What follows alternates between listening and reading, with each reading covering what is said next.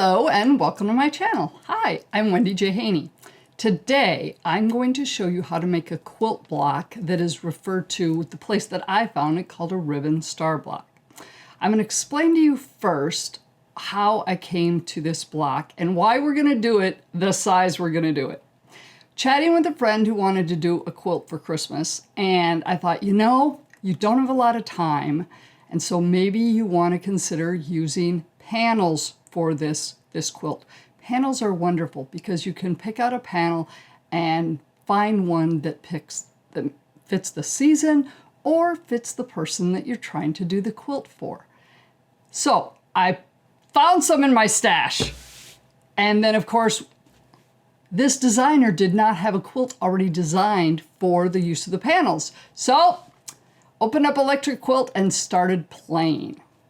So here are the panels. There are 4 of them. They're kind of wintry.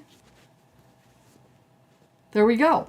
So came up with an approach, and it's one of those tricky things when you're designing your own and then you're looking at the size and going, oh geez, it's a weird size. So what we're going to do with these blocks is I'm going to cut these down. As much as I like this border, borders on panels get to be a little wonky and they're never quite the right size and they look funny if you're trying to make them work.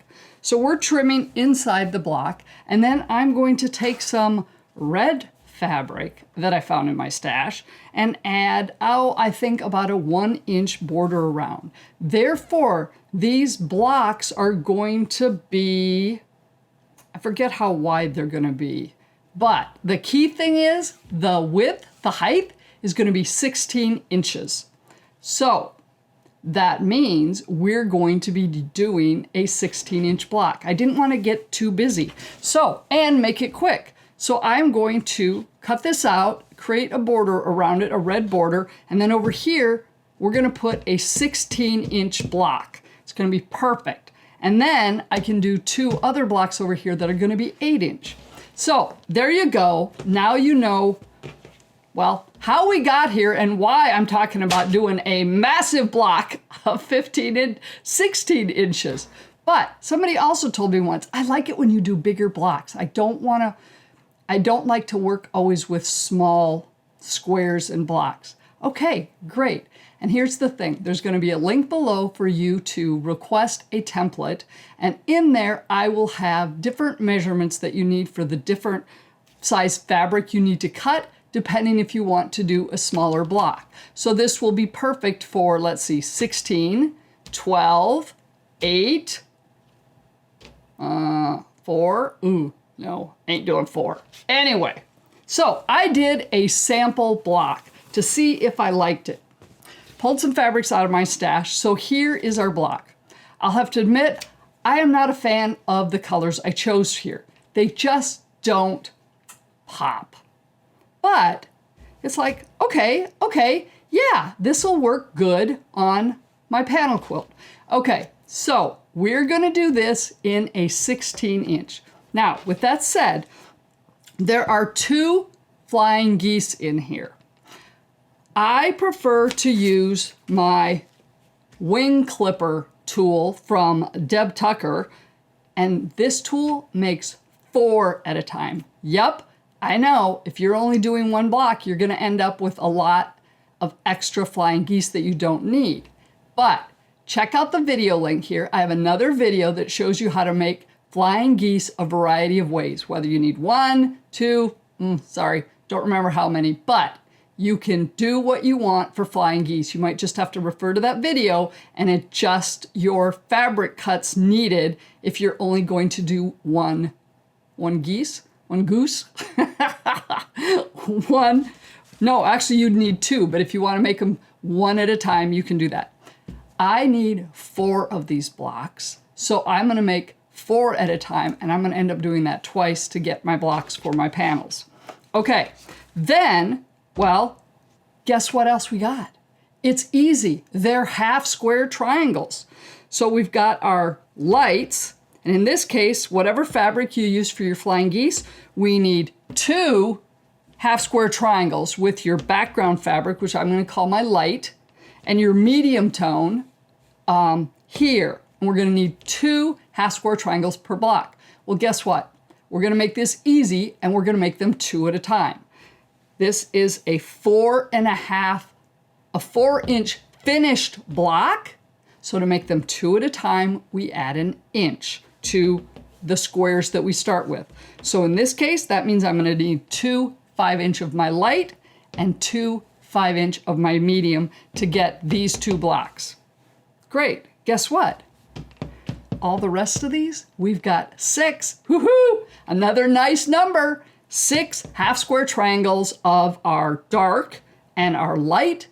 So we're going to do those 2 at a time too. So 5-inch squares of our light, 5-inch squares of our dark, and because we need 6 of them, you're going to do 3 of each of those. Corners. Corners are 4.5-inch unfinished, so that's what you need for those. Okay, that is literally all we need. Now, you've seen how it is here. Now we're gonna do it in the colors that I think are gonna go well with my fabric, with my panels. And you know what? I have a question. How the heck, when I have all this fabric stash here, some people say I have a fabric store, when I go to try and match my panel for a gray or a brown or a green, I have a ton of it. And it's like, no, that's not quite right. That gray's too dark. That's too bluish. Right? So away I went to the fabric store, and picked out some fabric. And I'm hoping they look good when we get this block done. So that's what we're gonna do. Let's see what we need. Here's what you need. And I'm going with green, gray, and red. Our light color is going to be our gray. So as I mentioned, my Flying Geese, I'm using the wind clipper tool. So I need a 9.5-inch square of red and 5-inch squares, 4 of them, of the background for my Flying Geese. The wing clipper tool has instructions in here that give you exactly the size blocks you need to cut depending on your finished block. So utilize that, okay? Then for our ribbon strip, well, all of our half square triangles, I've got green half square triangles with gray, and here's my red. So this is going to give me 2 half square triangles of my red and my gray. So I need a 5-inch gray and a 5-inch red. I have 3 more 5-inch grays and 3 5-inch greens. This is going to give me 6 half square triangles of my gray and my green. And then we've got our 4.5-inch blocks of gray for our corners. So that is what you need to cut. So that comes down to 4 5-inch grays for your half square triangles and 4 more for your Flying Geese if you're doing it 4 at a time. So with that said, just remember, you'll need to refigure out what you need when you're doing your Flying Geese if you're not doing it with the wing clipper and 4 at a time. And then we've got our 4.5. There we go. Okay, now we know what we need. So let's get started with the easy peasy ones. We're gonna set aside the 4.5 because we aren't gonna need those until we put it all together. Let's do the red, because guess what? I'm gonna show you how to do one, and then they are all identical. That's why this is really slick. You get your fabric cut out, and then you just go bing, bing, bing, let's get these half square triangles done. So take one of yours. In this case, my gray is a lot easier to mark on the back than my darker colors. I'm going to get my little 1/4-inch cutter or marker here. You can do this however you like. I am partial to putting this in the center and marking my lines that I'm stitching on. Some people prefer drawing a line diagonally, and then using their sewing machine foot to judge, you know, keeping it here and stitching a 1/4 inch away from it.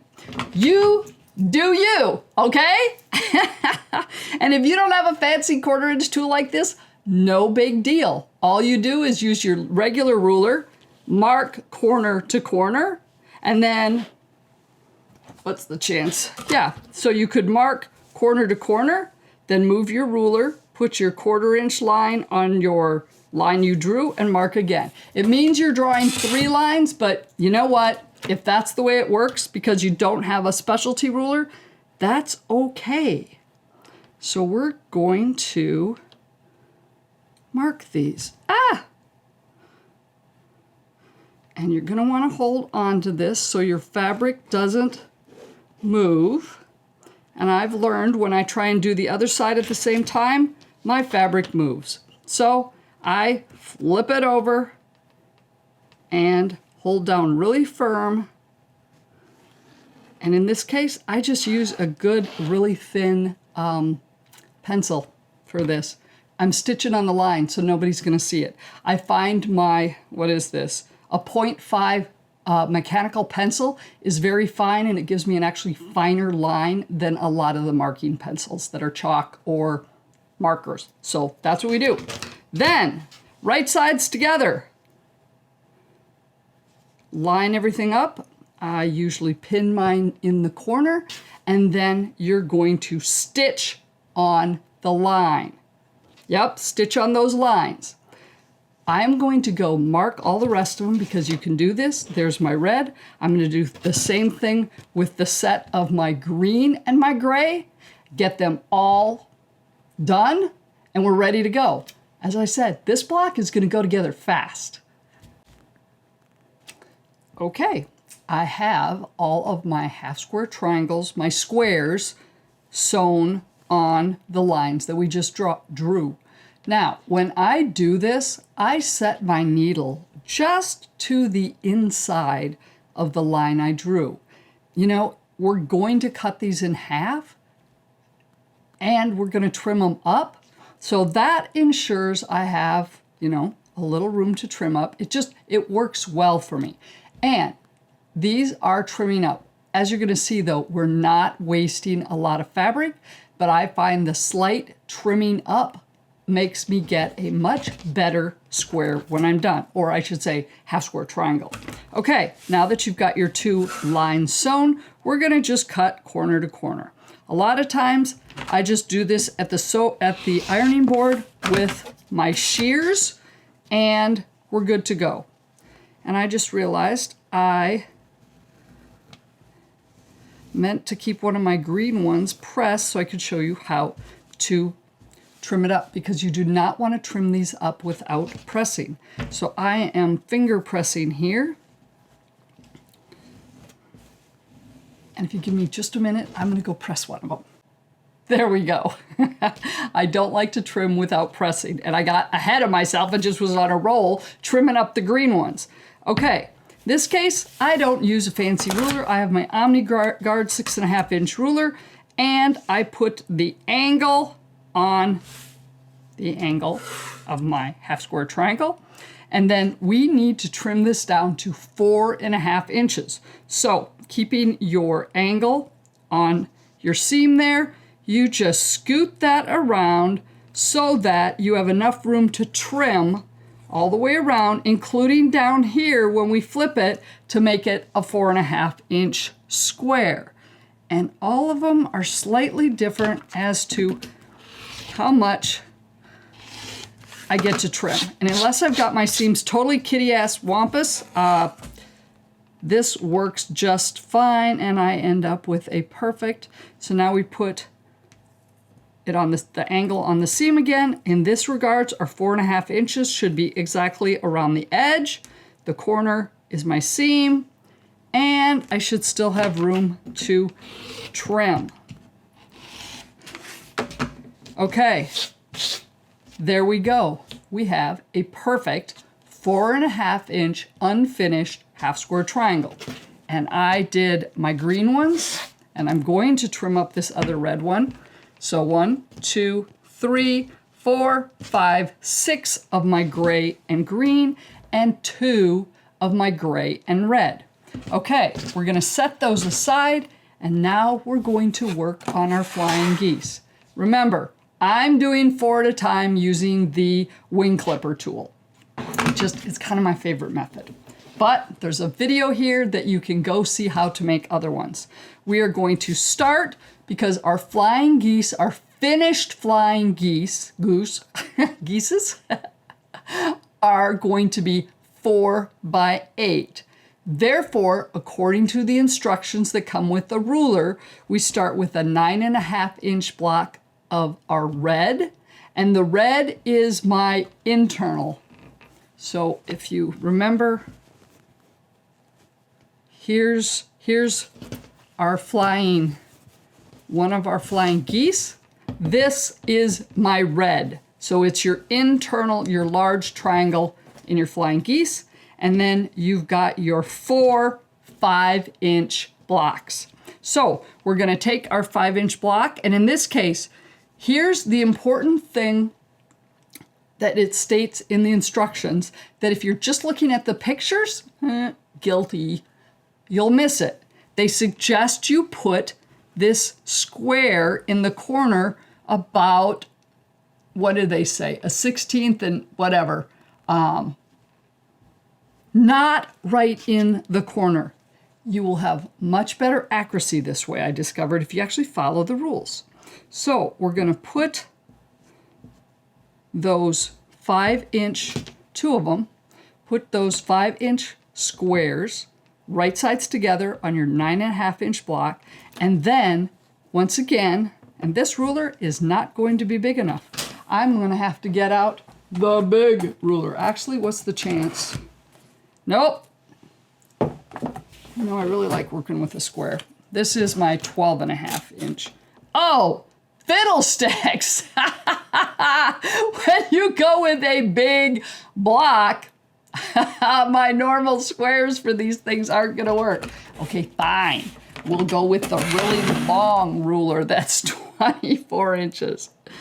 What you're going to do is you want to do a 1/4 inch from center.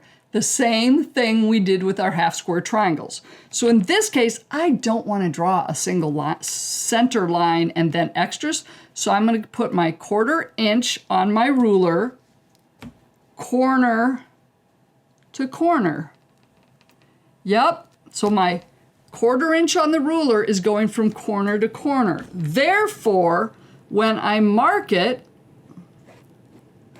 I'm marking a 1/4 inch off of center.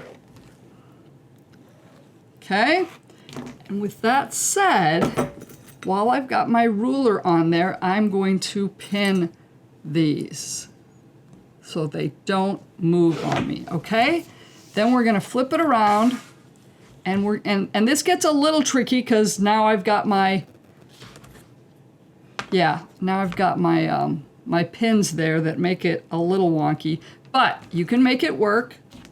And now we're going to draw a 1/4 inch from center on the other side. Okay, there we go. Just like our half square triangles, you are going to go to the sewing machine and you're going to stitch on the line. As I do with my half square triangles, I put my needle just on the inside of this line. There we go. Go do that. Then we'll move on to the next step. Okay, I have now sewn on the lines we created, and I'm guessing you know what we're gonna do next. Yep. We're going to cut between our seams, between our stitches. Corner to corner. Yep, there we go. Now, their recommendation is to always press towards your little squares here, even if that is your light fabric. So you're going to be careful so you don't stretch it. And finger press this. Do that to both of them. And then you're going to take them to the ironing board and press them. Yep, make sure these get pressed before you move to the next step. Then we need to add a square here. So we've got 2 of these. You're going to put your 5-inch square, and actually what I discovered in this case, I marked this ahead of time. So I got my pencil out and I drew my lines 1/4 inch from center before I put it on my partial flying geese. So that was really easy to do ahead of time. And then as long as you make sure that corner kind of gets in here accurately. And the recommendation, I looked at the instructions again, is, you know, about 1/16 of an inch, but you nudge that in based on you. So the more you make of these, you'll kind of get a sense of, oh, I should have nudged it maybe a little more to give me a little more accurate trim. So once again, leave a little bit of the background, nudge that block a little in towards the center. And after you've marked your lines, you're going to pin that so it doesn't move. And guess what? Yep, you're going to stitch on those lines, and you're going to have 2 of them to do. Do that, and then once again, you're going to press towards, well, actually, let's not get ahead of ourselves. Go ahead and stitch on the lines and we'll go from there. Now we've got them sewn on our lines, and yep, you guessed it, we're going to cut on our angles in between our stitches. Okay, pencils, stay over there. Okay, and then just like before, we're going to press towards our littler squares, irrelevant of whether it is the dark or the light. And you're going to do that on all of those. Okay, be careful not to stretch them. Finger press, then take them to the ironing board and press. Then you end up with 4 of these. Now, this is where your wing clipper ruler comes into play. You bring it out, and we're dealing with a 4 by 8 inch finished flying geese. So that means it's a 4.5 by 8.5 inch unfinished. On the ruler, there is a mark, 4.5, and it's got all these nice little X's there. So you're going to want to put that on your corner square there. Then you're going to tilt this thing to get your corners, your corner seams to match up with the 4.5 inch by 8.5 inch square that is on your ruler. And if all is good, you should be able to make that happen and keep that on your 4.5 inch mark and have room to trim all the way around. Oops, and yes, I have a tendency sometimes it slips a tad. Make sure you correct it. Okay, flip it around. And in this case, this is your trimmed side. So that should be able to go on your 8.5 by 4.5 inch line. And that means your angle on the ruler should match up with your seams, and your nice little X down here marks the spot. And trim it up. And there you go. That's one big flying goose. These look like flying geese in Minnesota. They're big. Okay, now you should end up with 2 of these if you're doing them one at a time. However you're doing in this case, because I used the wing clipper tool, I have 4 of them. And I've actually done it twice, so now I've got all the flying geese for the 4 blocks. My 4 16-inch blocks I'm gonna need to go with my panels. Okay, get those trimmed up, and then, wow, all we have to do is put the block together now. And there we have it. In my case, I have 4 of them, but we only need 2 to make a block. So I have my 2 flying geese done. All right, we are ready to put this block together. We have our 2 flying geese, our 2 red and gray half square triangles that match our flying geese, our green gray flying geese, and our 4.5 inch squares for our corners. Okay, let's put this baby together. We've got our corners. These are our 4.5 inch squares. And we have our first flying geese, goose, geese, whatever, there. And along with it goes the coordinating half square triangle. So as you can see, we're going to have to put that together as a unit. So down here on this corner, we have the same thing. Whoops, move that over a little. And there we go. Now we need our ribbon in the middle. That is our green and gray squares. Okay, I'm thinking, yeah, I was a little unsure about this green, but I didn't want my green to be like bright Christmas green and red. Shove this over here. So, yeah, I'm thinking I'm happy with this, this green. Okay. So our green, we're making, and I'm going to have a template for you that you can color, and then you can use that as an example of how to piece it together. Yeah, I'm pretty happy with it. My guy helped pick out a good green and a good gray at the fabric store. Yep. Thanks to Gina's Bernina's store up in Farragut, Tennessee, near Knoxville. They had what I needed yesterday, so we could move forward with this today. Yeah, I'm liking it.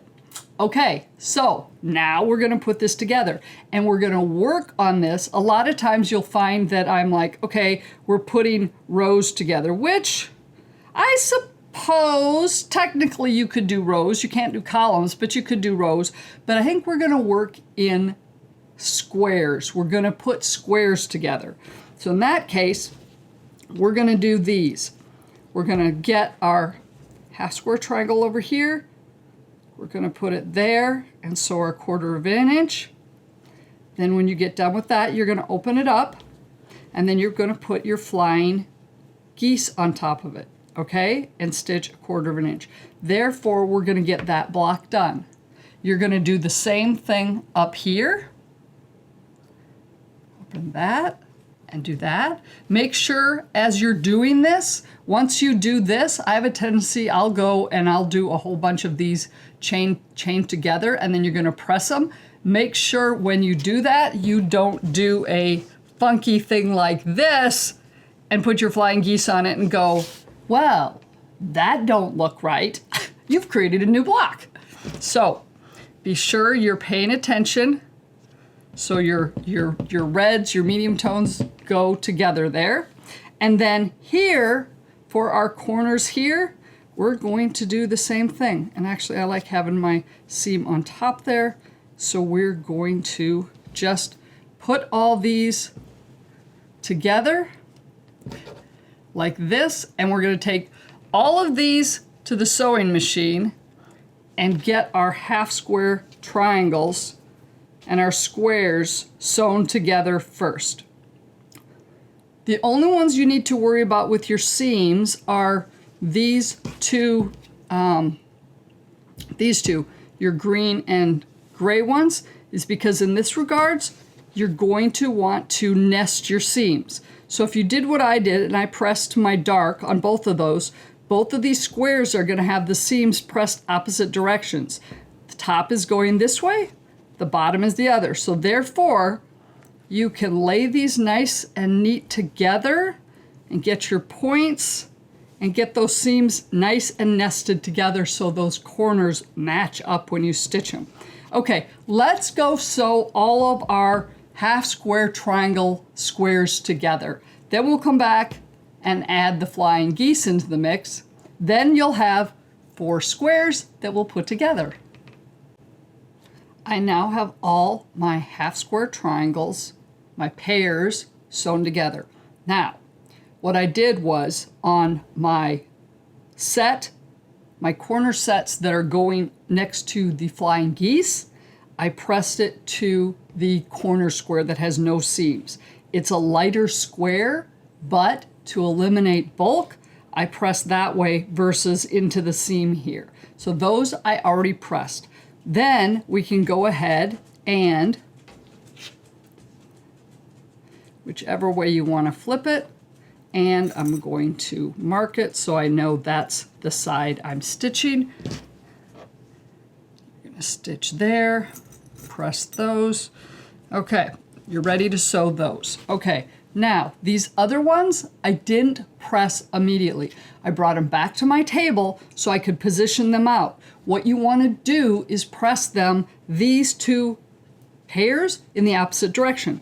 Obviously in this one, I'm going to press towards the square because it'll eliminate bulk, just like I did with the red and gray corner.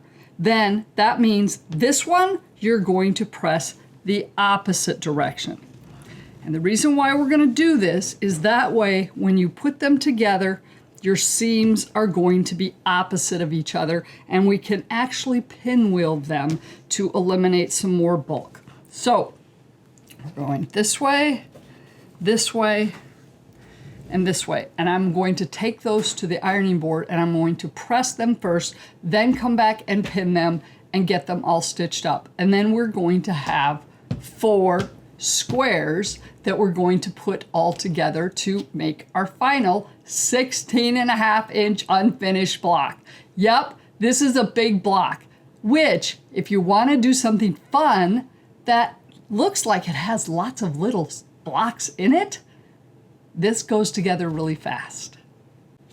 Just like before, after I have my blocks sewn together, when I took them to the pressing board, I actually laid them out there to figure out the direction that things should be pressed so that I could have opposite seams later. So in this case, I started with my flying geese and decided to press towards the larger geese square. It was a half a dozen of one, 6 the other. Oops, I'm going to need to fix that.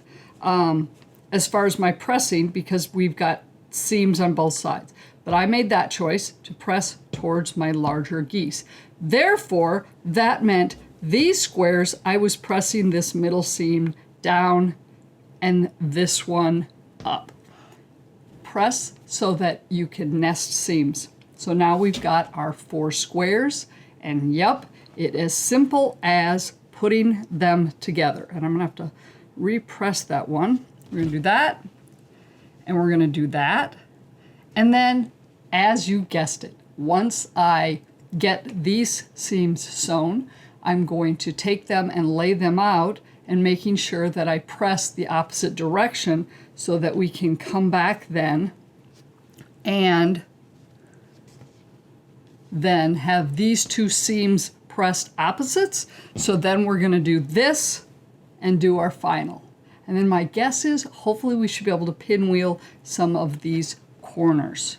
Actually, this one, yeah, see this one here? Good point. Before, yeah, will it matter?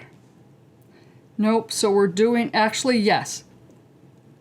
Sometimes when I start to pinwheel, I get ahead of myself and I start pressing and sewing before I pinwheel. In this case, it would be good if you looked at these 2 blocks particularly and get this center square here pinwheeled, because that's going to change the direction of your pressing of one of the seams. You just take that seam in the middle, and some people say you tear out the first 2 stitches there. You don't backstitch, so all you should have to do is take this seam and just twist it a little, and you're going to get a pinwheel in the middle. You end up with this little four patch in the middle. So if you do that on both of these and go press them, then you can come back. So in this case, that made this seam go up. Okay, great, because this one's going down. I'm in good shape. Then this one, yep, so this one ended up going down. Perfect! It doesn't change anything. But consider that getting these pinwheeled before you figure out your pressing. If you take some time and pay attention to your pressing and pressing direction, you'll end up with much cleaner blocks when all is said and done, and a lot less bulk on your blocks, which helps your long armor, or you if you're doing your own quilting, whether on a long arm or a domestic machine. Okay, I'm gonna go press these now, and then I'm gonna put these all together, and then we're gonna be done. And there we have it. Oh, yeah, I'm tickled with the colors and the choices of how it turned out. Originally, I had the red here and the green here, and it just wasn't, I don't know, didn't look right in EQ, electric quilt. So I switched it around, and it's like, yeah. Okay, so I put them all together, and then when I pressed it, I was able to pinwheel the middle. You're still gonna have some bulk here, and those ended up, you know, it was a half a dozen of one, 6 of the other as far as which direction it was gonna press, but there's a little bulk there. Otherwise, the pinwheeling helped pretty much everywhere else. You're gonna wanna watch your seams right there. You've got 3 seams that all need to match. And there we go. You have a 16-inch finished block that looks kind of impressive, right? And you can put this together with other things, or as I'm doing, I'm taking this panel and I'm gonna trim it down and put a red border around it such that it's gonna be the same size as this. And I'm gonna put those next to each other, and yeah, I think we nailed it with the gray, the red, and the green. And then I'm gonna throw in some, I think, sawtooth stars on the other side. I think I'm gonna do 2 8-inch sawtooth blocks over here. I think in red and a green one. So maybe I'll actually get this done reasonably soon so I can do another video and show you how it turned out. Because it's gonna be one of those that, relatively speaking, will go together fairly quickly, I hope. So, hope you found this helpful and understood how I decided to do a certain size to work with panels, and link is below to request a template, and I'll put in some other information as far as different sizes that you can make this block, because this could go really cool in a quilt where you did a couple of 16-inch ones, but then did some 8-inch ones or some 12-inch ones. Just an idea. Okay, take care, and thank you so much for watching.